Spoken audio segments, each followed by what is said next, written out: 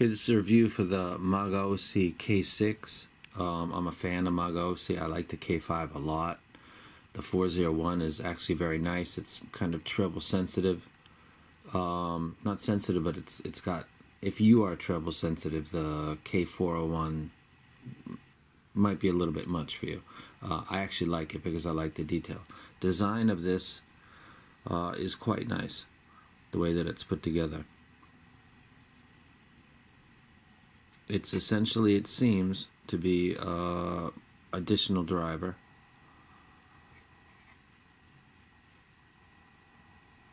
It's just a 6BA. I'm gonna play with zoom later. It's got different, this is starting to become a thing, and I don't know if I like it because every single set I've heard that has this nozzle isn't working for me. All of them, if you've seen it on this channel. It's a common denominator of something that sounds odd. Cable, I also don't like. I don't know why it's got this rubber coating all on it. It's got a chin slider that is effective.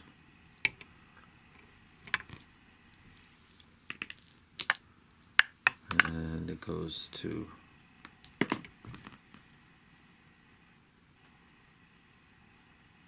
if I block you out, you gonna let me? No.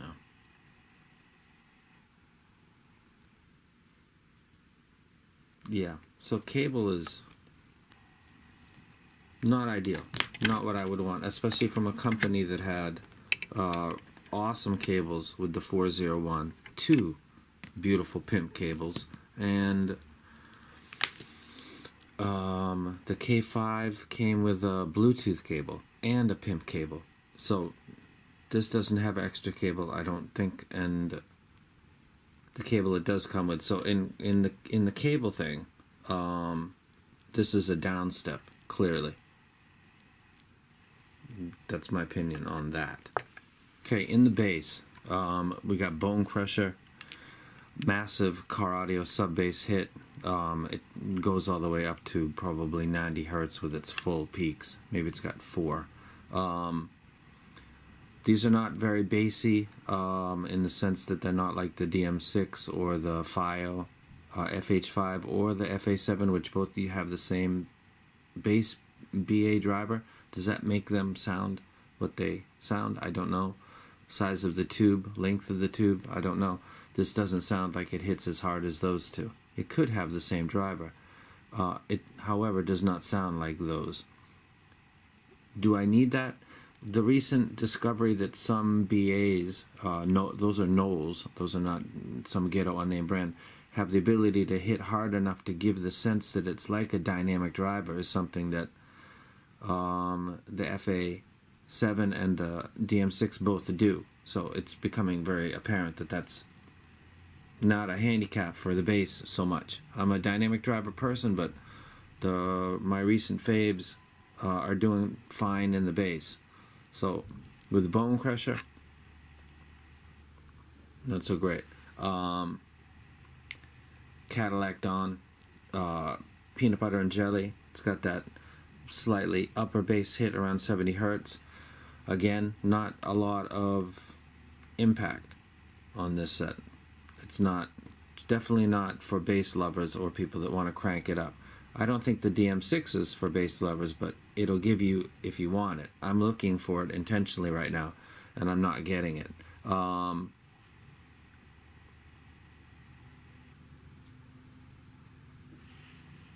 This is Future Track again. It's got a lot of sub bass, lower. It's doing it evenly. This is not messed up in something odd in the slope like the LZ A6 Mini, but there's just not enough of it, and I can't seem to get it to do that. So bass would not be a shining point of the Magaosi K6, in my opinion. Okay, so we got bass that's not really noteworthy. It's no better than the K5. but this has got an extra BA in it. In the mid-frequency, using the Aerosmith track that I usually use. These don't sound bad. The mids don't sound particularly scooped, but a lack of authoritative bass combined with mid-range that is not. So the pianos in this track are okay. They're not awesome, but they're okay.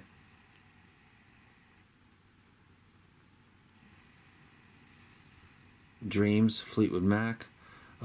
Stevie Nicks' voice sounds good. I don't even think as good as the LZA6 yesterday mini, which had all kinds of problems, but it seemed to do her voice really well. It does it okay. It's not great. This is not mastering anything really. Whereas the 401 would be really great for people that like treble.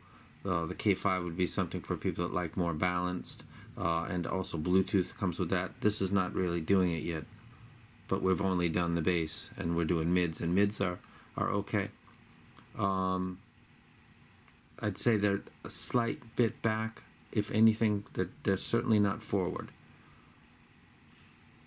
And that's the mids. Okay, treble. Where the 401s were exceptional in their airiness, these are not doing the same thing as that. Do you need that in your treble? I don't actually prefer the 401s, though I think that they're beautiful. I think I like the K5s better because of their balance, but these don't have that treble either, but they're not quite balanced because this entire signature is there's a dip somewhere that's making everything sound a little bit down in volume, like you've got to turn your device up a little bit to compensate and get more dynamics. But you're compensating for something that's in the frequency response. I don't have a graph. I'm going to make one. But treble details, the fix. One thing leads to another. There's a lot of little stuff up in the top. This is typical 80s track. The other music that I listen to has treble in it, of course, too. Nothing, not too much. But seeming to lack certain detail and not sparkle, like that sparkle that you get. Some people don't like that. I actually do. I don't get that with this set. So bass is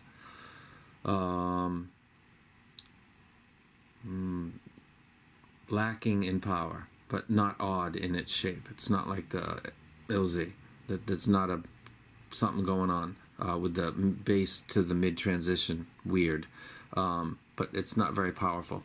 The mids are slightly back, not too much, but with a underwhelming bass next to mids that are maybe slightly dipped. Sounds less impressive. Treble, you can pick out details, not micro details, but this wouldn't be for a treble head, so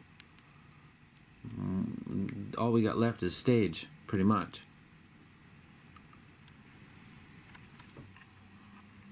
On the Run, Pink Floyd. This is the track that you can kind of pan stuff going around your head and to the back side and back to over to the left and then over to the right and panning as it goes, giving you a sense of space around you. Not really being conveyed by this set. It's not bad. If I were just listening to that track and I went into a head shop, I'd think these sound pretty decent because I'm focusing on those cues, and they're not bad. They're okay, actually. It'd be hard to fuck that up. So I guess stage would be fine.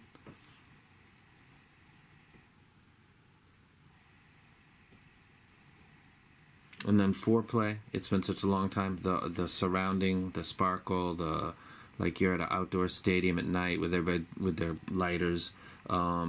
Although it's been recorded in a studio, but they did it really well. Sounds good. So the stage sounds okay. And if I listened to Boston and Pink Floyd when I went into the shop, I might buy these. If I listen to anything else, I'd probably skip it because of the price. because of the cable and because of the lack of anything that's jumping out and being impressive. So as a fan of Magaosi and somebody that likes the 401 and its unique treble, and someone that likes the K5 and its balance and its awesome Bluetooth cable that comes with it, this is an odd maneuver. You add a BA driver, you take away the extra cable, and then you put in one of these rubber cables instead. I don't get it. I'm confused. It doesn't. It's not an upgrade. It's not even a side grade. It seems like a slight downgrade. So bass on this is fine, though lacking impact in my opinion. The mids are decent, slightly recessed to a point where you can catch it if you start to focus on it. Otherwise, I don't think it would be that much of a problem. And treble is decent, not great. Thank you, dog. And stage is good because I guess somewhere in the treble it's tuned to give that sense of stage. So this would be a set that I would probably rec that you pass on. It's not really doing anything great, and in its price range there's a lot of killers for your money, and this is not a killer. This is the Magaosi K6, another one that's not wrecked. This is how this goes. My opinion, of course. Just not feeling it, and I'm out.